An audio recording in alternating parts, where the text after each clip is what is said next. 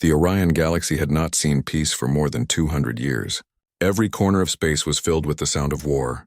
Fleets clashed among the stars and planets burned under the shadow of conflict. The great powers, the Dravok Empire and the Zevar Dominion, had once been proud civilizations, rich in culture and wisdom. But centuries of hatred had turned them into monsters of metal and pride. The Dravok were reptilian, tall and strong, with scales like armor and eyes that glowed red in dim light. They believed themselves chosen by destiny to rule the galaxy. The Zevar were insectoid, fast and sharp-minded, guided by cold logic and ambition. They saw themselves as the rightful heirs of all creation. At first, their war began over a single system, HFY, a world filled with rare crystals that powered interstellar engines. But greed is a seed that grows quickly. What started as a battle for resources became a war for survival, then a war for pride. And pride, in the end, knows no limits. The Galactic Council, a union of smaller species, had tried everything. They sent peace ambassadors, neutral fleets, even artificial mediators that spoke with perfect fairness. But nothing worked. The Dravok and Zevar refused to listen. They had lost too much blood to stop now. The Council's hall, built in orbit around the peaceful world of Oralis, had grown empty over the years. The once hopeful delegates now came only to argue and grieve. Every day another message arrived, another planet destroyed, another fleet wiped out. Even neutral worlds had begun arming themselves, afraid that the war would soon reach them. Among the council members was High Speaker Thalan, a wise and gentle being from the oceanic world of Neris. His kind had no weapons, no armies, but they had voices that calmed storms, yet even his words now carried no hope. Soon, he whispered one cycle, looking out at the holographic map of the galaxy. There will be nothing left to fight for. No one replied. What words could they offer, when hope itself had left the stars? Far from the council's chambers, deep within the black sea of the outer rim, something stirred. A small research station orbiting a dead moon detected a strange signal. At first the scientists thought it was static, another echo of the endless war. But when they adjusted the frequency, a pattern appeared. It was rhythmic, structured, and deliberate, a coded transmission. Dr. Lara Voss, the station's chief xenotechnologist, leaned closer to the screen. The signal was old, so old that its language signature matched none of the council's archives. She ran it through every translator in the database. After several hours, the computer stopped and displayed a line of text in Galactic Common. This is the human expeditionary fleet. We come in peace. But we will not stand by and watch the galaxy destroy itself. Lyra froze. The word human had not been spoken in centuries. In the oldest legends, humanity was said to be a lost race from a distant spiral arm. Explorers, scientists, and warriors who once traveled the stars. They vanished thousands of years ago, leaving behind only ruins, ancient machines, and myths. Some believed they had destroyed themselves. Others said they had simply gone beyond the known galaxy, searching for new worlds. But no one truly knew. Until now. Lyra quickly sent the message to the Galactic Council. Within hours, it spread across every communication channel in the Orion Galaxy.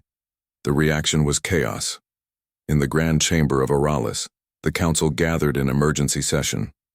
The holographic projection of the signal floated above them, a human voice deep and steady, repeating the same message.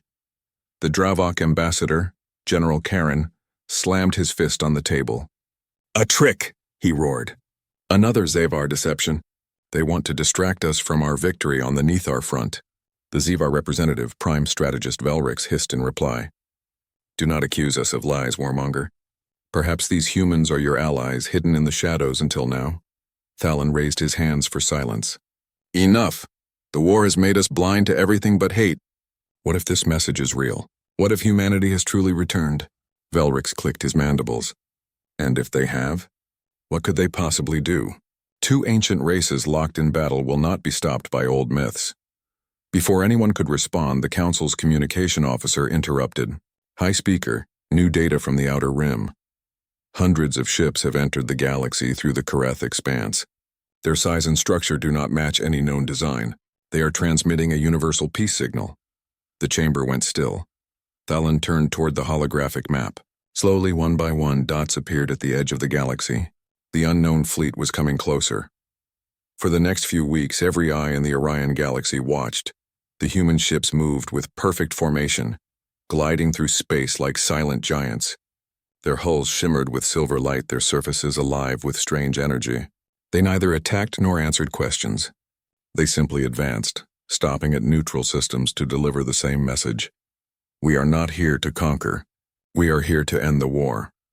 The smaller species felt a strange hope rise in their hearts. Could it be true? Could the lost children of legend really bring peace? But the great empires laughed. In the Dravok capital of Vorath, Emperor Zarkon watched the broadcast from his throne of molten stone. "Arrogant ghosts," he muttered. "They think their words can end our glory?" In the Zavar's crystal citadel of Trelkor, the Chancellor hissed in amusement. "Let them come. We will show them what true power is."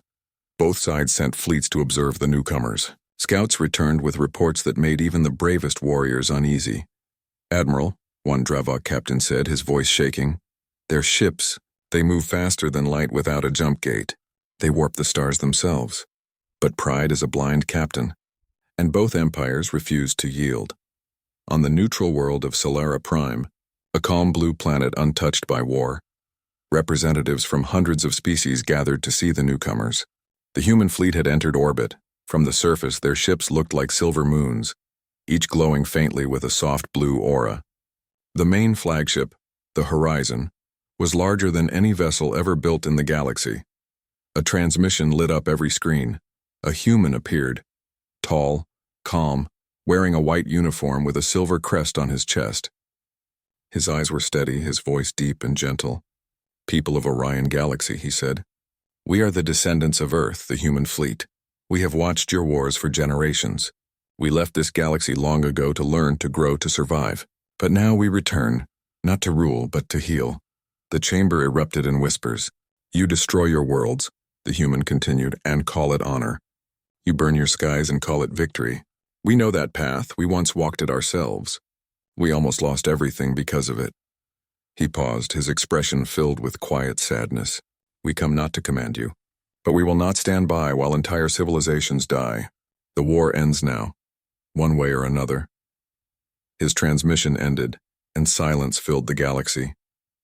That night, across countless worlds, soldiers stopped to look at the stars. Children asked their parents about humans, and for the first time in centuries, both sides hesitated to fire. On Oralis, High Speaker Thalan stood before the great window of the council hall, watching the light of the human fleet shining beyond the stars. He whispered softly to himself, "Maybe, just maybe, this time, peace has a chance." Far away on the bridge of the horizon, Admiral Elias Rourke gazed at the glowing map of the Orion galaxy. His face was calm, but his eyes carried the weight of 1,000 years. "Prepare the diplomatic channels," he ordered quietly, "and keep the defensive systems online. If they want war, we'll show them how humanity ends one." Outside, the fleet adjusted formation, their engines humming like thunder. The galaxy held its breath. Humanity had returned, and nothing would ever be the same again. Would you like me to continue with Part 2, 1,300 words? Next, the arrival. It will describe humanity's first encounter with both warring empires and how their presence changes everything. The morning sky of SciFi-Prime glowed with strange light. The world had always been calm, a neutral planet used by traders and peacekeepers. But today, its oceans reflected the shine of 1,000 silver ships. The human expeditionary fleet filled the heavens like a second constellation. Citizens gathered in open plazas, staring upward. Children pointed at the sky, amazed by the quiet beauty of the ships. They were unlike anything the galaxy had ever built. Smooth, curved, and alive with blue light that seemed to flow like water. No visible weapons, no loud engines. Yet every sensor showed they had power greater than anything known. In orbit, the largest ship, the Horizon, stood at the center of the formation. It was a floating city of glass and steel, its hull reflecting the sun like a mirror. Inside, Admiral Elias Rourke watched the planet below. His face was calm, but his mind was sharp and alert. "Status of communications?" he asked. "Open channels to all major factions, sir," replied Commander Ayla Grant, his second in command. Council, Dravok, Zivar, all listening. Good, Rourke said. Then it's time. Moments later, the transmission reached every world across the Orion galaxy. The human admiral appeared again on every screen, his voice steady and his tone respectful. We are humanity. We come in peace. But peace cannot exist when entire worlds are destroyed. We ask the leaders of all sides to stand down. Let us speak before more blood is shed. The message was simple, but it carried a weight that no one could ignore. Even those who doubted humanity's return felt the tone of certainty in his words. Across the galaxy, leaders gathered to discuss what to do. In the grand fortress of Voreth, the Dravik Emperor Zarkon stood before a massive hologram showing the human fleet. His generals surrounded him, whispering nervously. These humans claim peace, one of them said. But look at their numbers. This is not a fleet for words, it's a fleet for war. Zarkon narrowed his eyes. I see fear in your voices, he said. They think they can frighten us with their light. Prepare a battle group. I will not be threatened by ghosts from ancient myths. In the shining crystal halls of Trelkor, the Zivar Chancellor Velrix listened to the same message. Her antennae twitched in annoyance. Humans, she hissed, a species that vanished before our birth. Now they return, telling us to stop? We will not bow. Both sides made the same choice. They decided to test the newcomers. Hours later, as Solara Prime turned in its orbit, two armadas jumped into the system at once. The Dravok battle fleet Crimson Talon and the Zivar Strike Armada Hiveblade. Each carried hundreds of warships. Their arrival filled space with red and green light as their engines burned. The people on the surface panicked. Traders ran to shelters and council ships raised energy shields. The human fleet, however, did not move. Their formation remained perfectly still, like statues among the stars. On the bridge of the horizon, Commander Ayla looked uneasy. Two fleets, sir. Both are locking targeting systems on us. Rourke nodded. Send a warning. A calm voice echoed through space, translated into every language. Dravok and Zivar commanders, you are approaching a peace zone. Disengage your weapons or you will be disabled. The response came instantly. You speak like rulers, the Dravok general growled. But we kneel to none. Prepare for combat. Missiles lit the dark. Lasers fired. Plasma burned across the void. Thousands of deadly projectiles moved toward the human fleet, and then nothing happened. Every weapon stopped mid-flight. The missiles froze in space as if time itself had paused. Beams of energy flickered and vanished before reaching their targets. The galaxy's most destructive firepower simply ceased to exist. Gasps filled the command decks of both attacking fleets. Systems are offline, shouted a Zivar captain. All weapons disabled. Shields not responding. The Dravok general slammed his claws against the console. Impossible. How did they? His words stopped when the human voice returned. We warned you, said Admiral Rourke. We will not harm you, but we will stop your weapons. The humans hadn't fired a single shot. They had ended the battle before it began. On the surface of Solara Prime, the crowd watching from the city of Haven's Edge cheered in disbelief. Some cried. Some fell to their knees, unable to comprehend what they had seen. For the first time in 200 years, a battle had ended without death. In the council chamber, High Speaker Thalon watched the scene with tears in his eyes. They didn't destroy, he whispered. They saved. The Galactic Council immediately sent an invitation for direct contact. The humans accepted.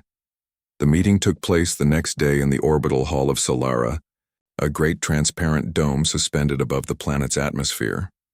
Delegates from every major civilization attended, their ships hovering nearby.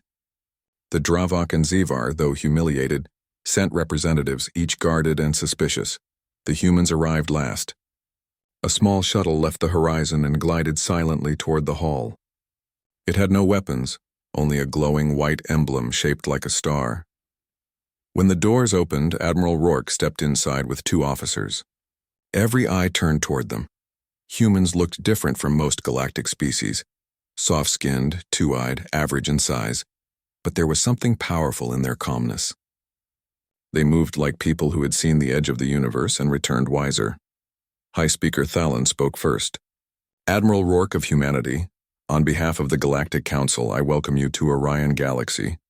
Your actions today, they have changed everything. Rourke bowed his head slightly. Thank you, High Speaker. But we didn't come to show power. We came to stop pain. The Dravok representative, a scarred warrior named Karen, growled, "You speak like saviors, yet you disarmed our fleets. That is not peace, it is control." Rourke looked at him steadily. "Control would mean destruction. We could have done that. We chose not to. You're alive because we believe in something better." Karen said nothing. For the first time, his eyes lowered. Then the Zevar diplomat Sira Velrix clicked her mandibles in irritation. "What do you want from us, human? Trade? Power? Alliances?" Rourke shook his head. "Nothing. We only want your war to end. Your people are dying. Your children grow up knowing only hatred. If this continues, your civilizations will not survive another century." Silence filled the chamber. Even the translators seemed to hesitate. High Speaker Thalon finally said, "And if they refuse, Admiral? If the empires continue fighting?" Rourke's expression turned solemn. "Then we will make sure their weapons never work again. The galaxy deserves peace even if it must be protected." The meeting ended without an agreement. But the message had been delivered. Across the stars, every broadcast replayed the moment the humans disarmed the fleets. Millions of citizens from every species began to question their leaders. "Why can't we live in peace?" they asked. "If the humans can stop the war, why can't we?" In the Dravok capital, Emperor Zarkon sat in silence for the first time in his reign. His advisors whispered, but he ignored them. He had seen the impossible. He had felt powerless before beings who fought without violence. In the Zevar citadel, Chancellor Velrix watched the footage again and again. She didn't understand how the humans had done it, but deep inside, she felt something new, fear mixed with respect. Meanwhile, aboard the Horizon, Admiral Rourke stood before the observation window, watching the twin suns of Solara Prime rise. Commander Ayla joined him quietly. "Do you think they'll listen?" she asked. "Some will," Rourke said softly. "Some won't, but the seed has been planted. What if they attack again?" "Then we remind them," he replied. "Peace is not weakness. It's strength held in restraint." He looked out at the thousands of ships around them, each one glowing gently against the dawn. "We came here to stop a war," he murmured. "Let's make sure it truly ends."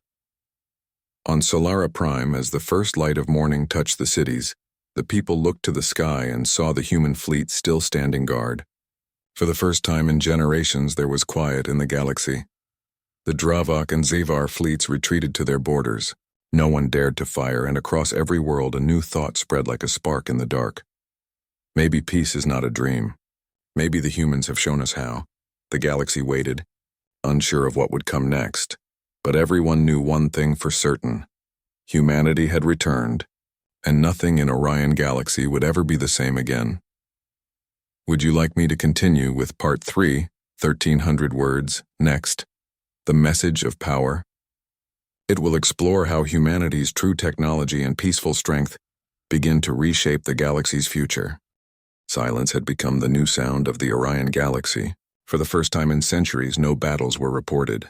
The endless war between the Dravok Empire and the Zevar Dominion had stopped. Not because of peace treaties or surrender, but because no one dared to fire. The human expeditionary fleet had shown power that no one understood. They had ended a massive space battle without destruction. Every weapon had shut down, every missile had vanished, and both mighty empires were left speechless. Now, the galaxy waited. What would the humans do next? Inside the Grand Command Hall of the Horizon, Admiral Elias Rourke stood before a large holographic display of the Orion Galaxy. Blue lights marked human ships spread across neutral zones, watching and guarding. Commander Ayla Grant entered, carrying a digital tablet. "Reports from the border system, sir. Dravok and Zevar fleets are pulling back. No new hostilities." Rourke nodded slowly. "Good, they're learning caution. Fear is a start, but we'll need to turn it into understanding." Ayla looked curious. "Do you really think they'll listen, Admiral? These empires have fought for generations. Can words end what blood could not?" Rourke smiled faintly. "Not words alone, but truth has power too. It's time they learned what humanity truly is." The next day, every major communication network in the galaxy received a transmission. It wasn't a warning this time. It was an invitation. A simple message appeared on every screen. "To all species of Orion Galaxy, humanity will speak at the Galactic Council Hall on Oralis. All are welcome to listen. This message concerns the survival of every living world. The council had not seen such a gathering in 100 years.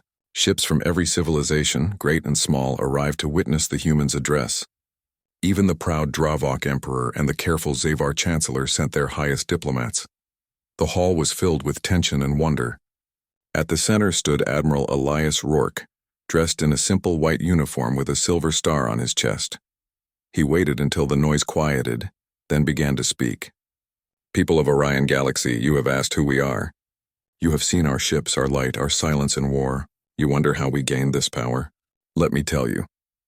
He touched the holographic table and an image of Earth appeared, a blue world surrounded by ancient stars.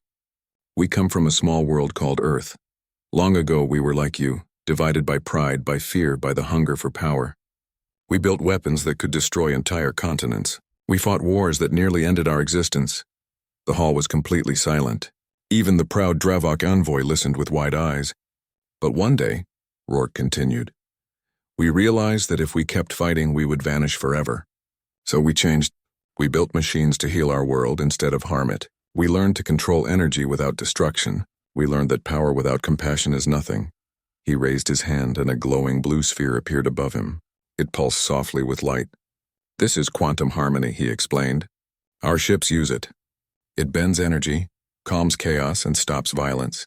It can disable any weapon without taking life. It took us thousands of years to learn it. We didn't come to use it for conquest. We came because we saw your pain." The hologram shifted again, showing images of burning worlds, the scars of the long war. The Dravok and Zavar representatives looked away ashamed. "We watched from far beyond the rim," Rourke said quietly. "We heard your distress calls. Entire generations born in war. Children growing up in fear. That is not life, it's a slow death of the soul. Humanity cannot stand by and let it continue." High Speaker Thalon spoke softly, his voice trembling.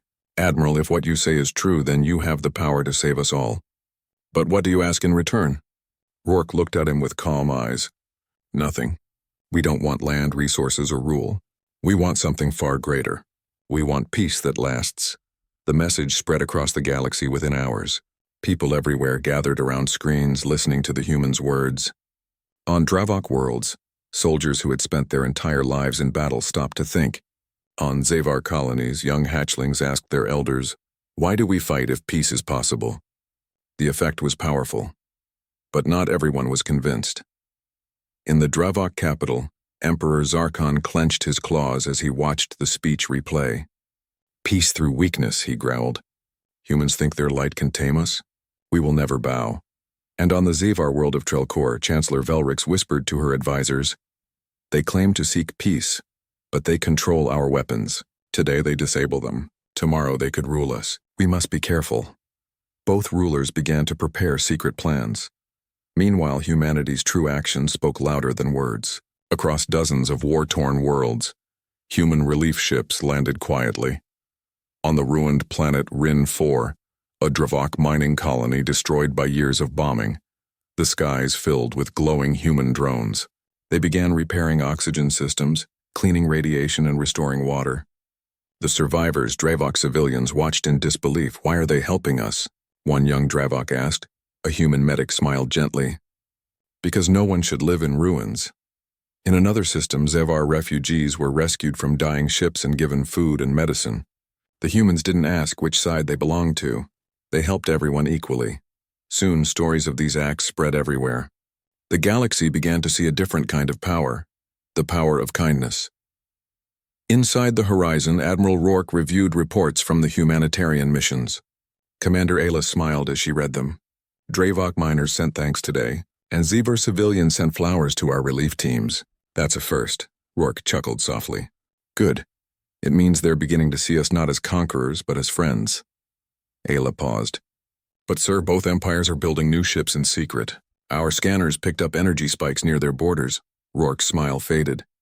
"I expected that. Change is never easy. Pride dies slower than war." He turned toward the observation window, looking at the stars. "But we'll be ready. Not to fight, but to protect what's worth saving." Weeks passed, and the galaxy began to shift. Trade routes reopened. Refugees returned home. Neutral planets started rebuilding. For the first time in centuries, Children across different species attended shared schools and exchanged stories about the humans. Yet, deep in the shadows, something darker stirred. The Dravok Emperor could not bear the loss of control. His advisors brought him reports, citizens questioning orders, soldiers laying down arms, allies asking for peace. It felt like betrayal. "This must end," he said coldly. "If humanity's light weakens us, then we will cast it into darkness." And on the same night, the Zavar Chancellor made her own decision. "We must strike before they become gods," she said. "If we wait, there will be no throne left to rule." Two enemies who had fought for centuries now shared one secret goal: to stop humanity.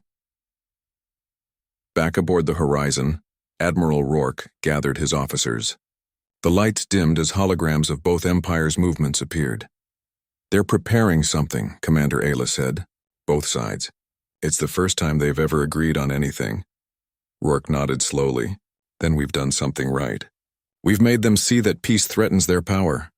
He turned toward his officers, his voice calm but firm. "Let them plan. When the time comes, we won't fight them with destruction. We'll show them the true meaning of strength." Far away, on thousands of worlds, the people of Orion looked up at the night sky and saw the faint glow of human ships moving among the stars. Silent, peaceful, watchful. Children whispered legends already forming. The humans are the light in the dark. They don't kill. They protect. Old warriors sat in silence, remembering the first time they had faced a human ship and felt powerless, not from fear, but from awe. And as the galaxy rested between peace and pride, one truth became clear. Humanity had not returned to conquer.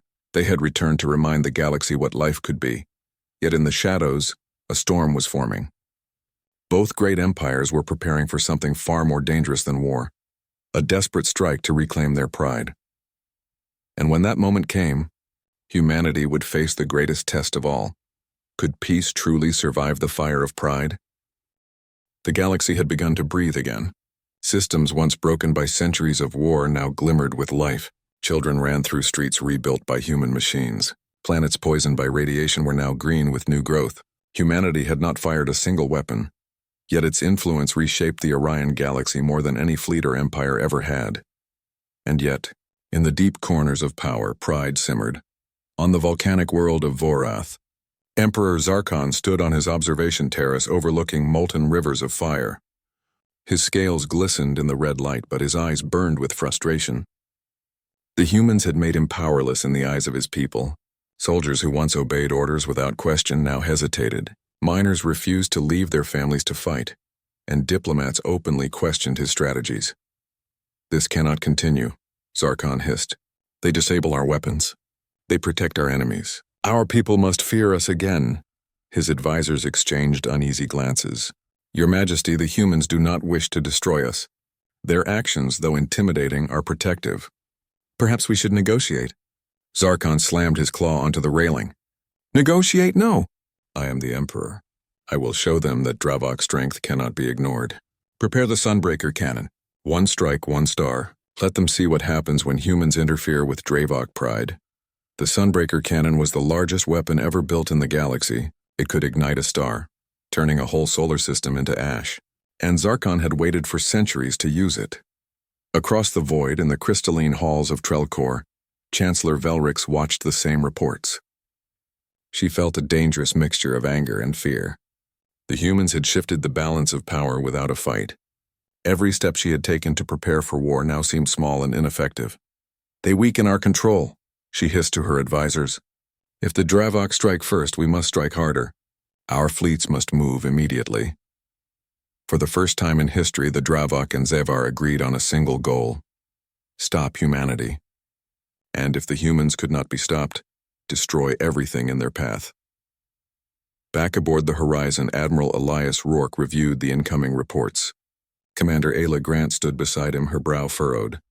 "Sir," she said, "our scanners detect unusual energy spikes near Vorath and Trelcor. Both empires are mobilizing something massive." Rourke nodded slowly. "They are testing pride against patience. They think we will respond with fire. They do not understand that power is not always shown in destruction." Ayla hesitated. Do we stop them?" "No," Rourke replied. We observe. We protect. And when the moment comes, we teach them what it means to be truly strong. The next day, the Dravok Sunbreaker cannon ignited. Energy flared in orbit above Vorath, a blinding blue-white light that could be seen from light years away. Sensors across the galaxy detected its power, the ability to annihilate an entire system. The Xavar, believing in the survival of their own pride, prepared their counterstrike, deploying hundreds of ships equipped with devastating plasma cannons. On Solara Prime, civilians watched in fear. Peaceful skies glowed with the approaching chaos. Humanity had warned the galaxy about pride, but the old empires had not listened. Then came the turning point. The human fleet moved, not to attack, but to shield. Ships glided into position between the Dravok cannon and nearby star systems. The blue aura of human technology expanded outward like a living wall of light. The Sunbreaker's beam, once bright enough to destroy a planet, slowed as it approached the human barrier. Sensors went offline, energy dissipated, and the beam fizzled into harmless light. Across the void, Xavar plasma cannons ceased firing midstream. Drones disabled targeting systems, shields flickered, and all movement stopped. No explosions, no death, just silence. Admiral Rourke addressed the galaxy once more, his voice calm and steady across all communication channels. Enough. This is not a display of force.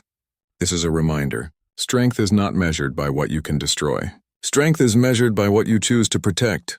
The Dravok Emperor roared in frustration. Impossible. We control the weapon. We are the strongest. Rourke's voice remained steady.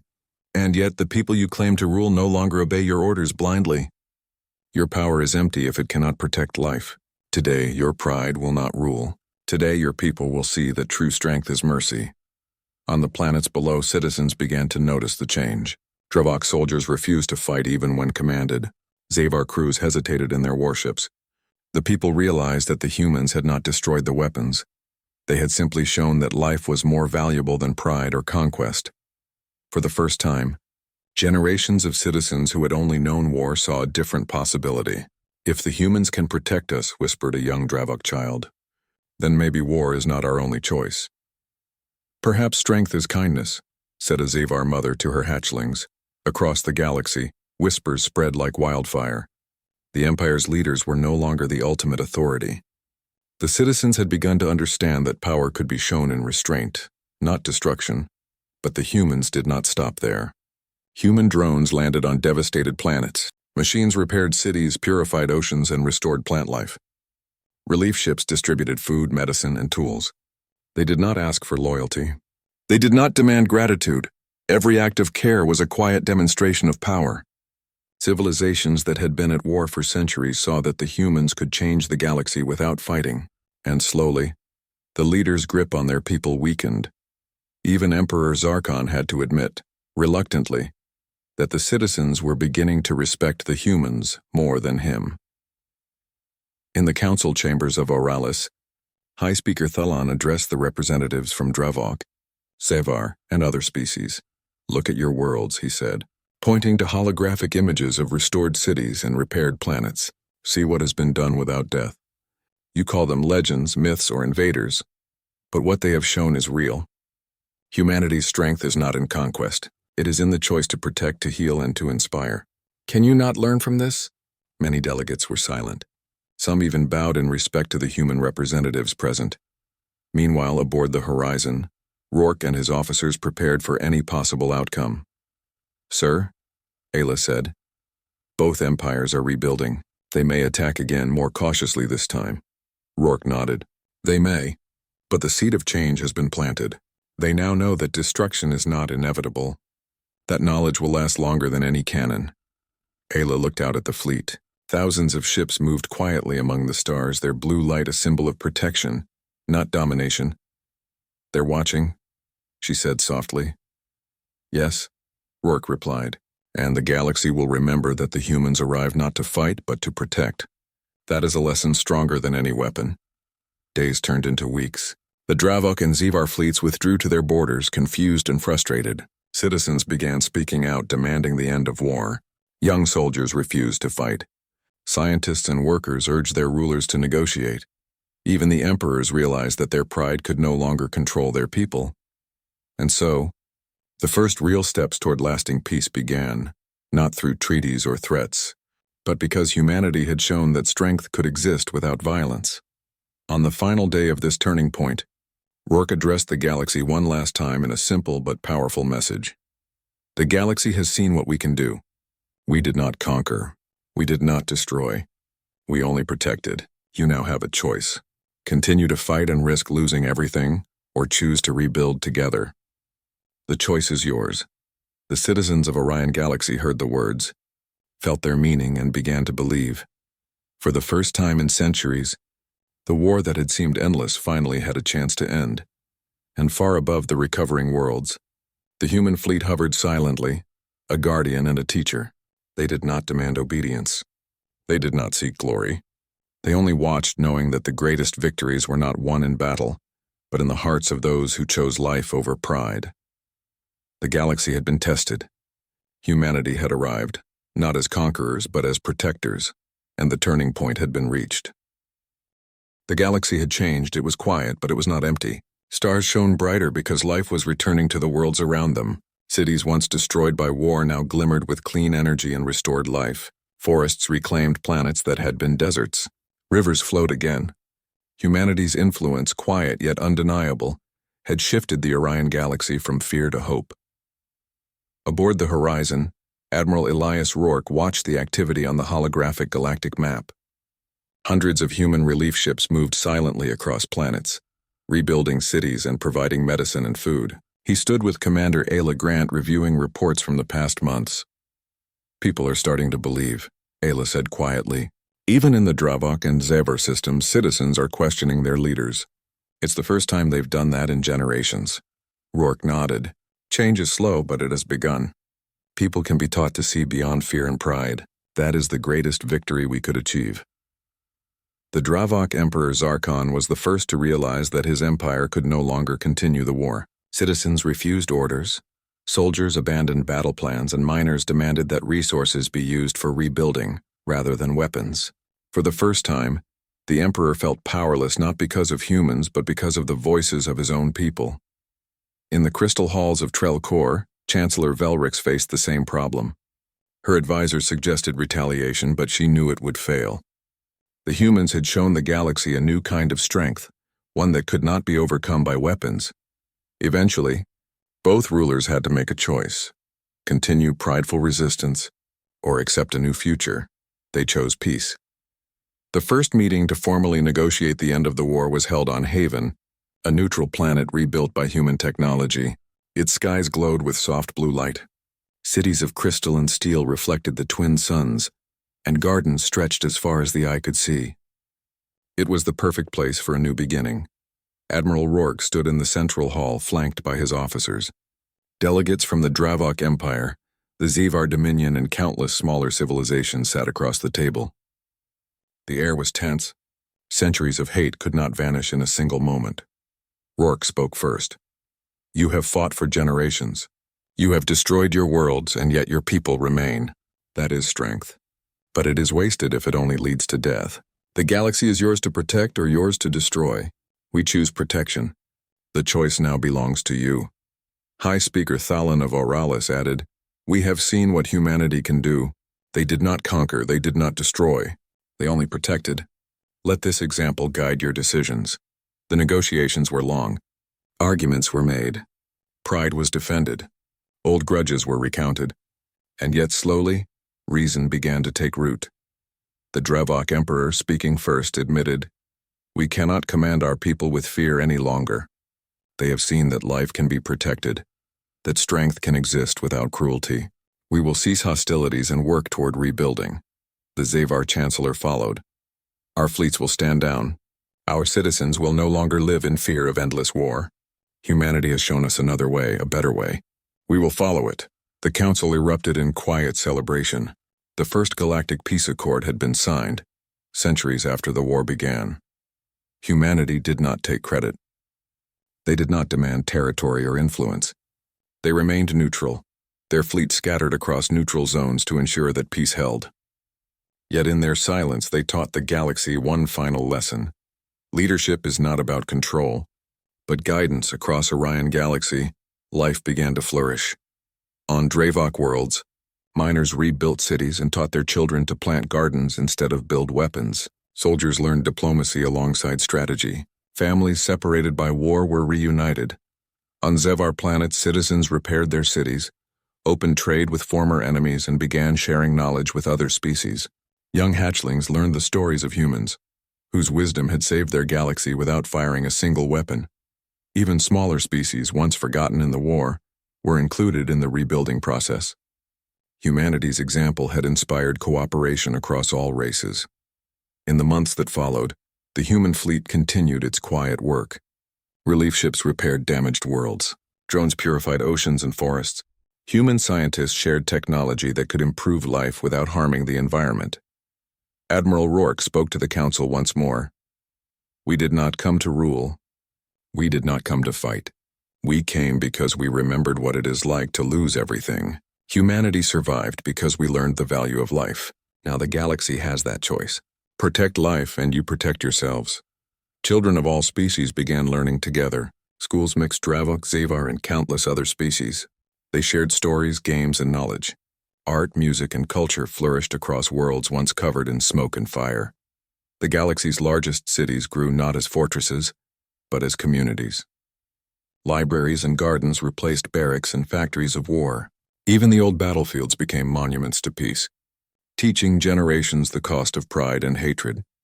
Back aboard the Horizon, Rourke watched a young Dravok child play with a Zevar hatchling on a restored planet below. The child laughed freely, unaware of what had once been lost. Ayla Grant turned to him. "Do you think they'll ever forget what we showed them?" Rourke smiled faintly. "Perhaps not, and they shouldn't. Peace must be remembered as carefully as war. Once people see life's true value, it becomes impossible to ignore." Years later, stories of humanity's return became legends, but unlike old myths, these were real. They told of how one fleet had appeared at the galaxy's edge, how it had ended a war that had lasted centuries in a single moment, how humans had not fought to conquer but to inspire, how they had restored hope without firing a single weapon. Every world remembered that day as the moment the galaxy changed forever. Even the Dravok Emperor and Zevar Chancellor eventually visited Haven, walking among the people, seeing firsthand the worlds rebuilt by human technology. They understood at last that strength without mercy was hollow, and that wisdom was more powerful than pride. On the final night of peace negotiations, Rourke stood beneath Haven's twin suns with his officers. Ships from the fleet hovered quietly in orbit, shining softly like guardians in the night sky. Ayla asked, "Admiral, what will humanity do now?" Rourke looked across the stars. "We will watch, protect, and guide when needed. The galaxy has learned that life is more important than war. That lesson will grow stronger with time. We return to the edge of known space, but we will always be ready to help. True strength is being there before hope is lost." And with that, the human fleet slowly dispersed across the galaxy, a silent promise of vigilance. Centuries later, when children asked their teachers about the greatest heroes of the Orion Galaxy, every story began the same way. When the galaxy was lost to darkness, humanity returned. They arrived not to conquer, not to rule, but to save. And because of their courage and wisdom, the war ended. The galaxy learned that life, kindness, and mercy are the greatest strength of all. And so across thousands of stars and countless worlds, the memory of that day endured. Humanity had arrived. Humanity had watched. Humanity had inspired, and the galaxy was forever changed.